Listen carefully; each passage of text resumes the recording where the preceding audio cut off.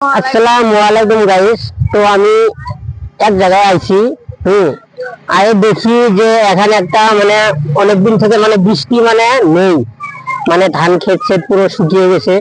সেই জন্য ওরা মানে আমি জানি না আমাদের ভাষায় হুতুম বলে। হ্যাঁ, তো ওরা হুতুম মানে ওরা হুতুম পুঁতেছে মানে বৃষ্টি হওয়ার জন্য। তো আমি এখানে এসেছিলাম, এক জায়গায় আসছি।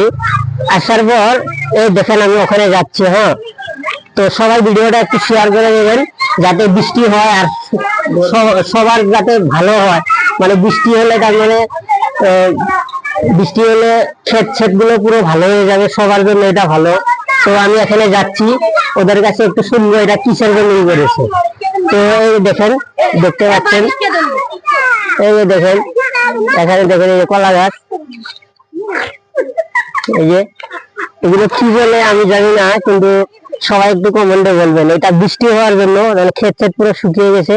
তো আমি ওদের কাছে কিছু জিজ্ঞেসবো, তো ওই কথাগুলো ওরা বলবে কিসের জন্য এটা করছে। তো আমি একজনকে ধরছি, এইটা আমি মাইকফোনটা ওদের মুখে ধরবো। হ্যাঁ, কি বলবে সবাই শুনবেন।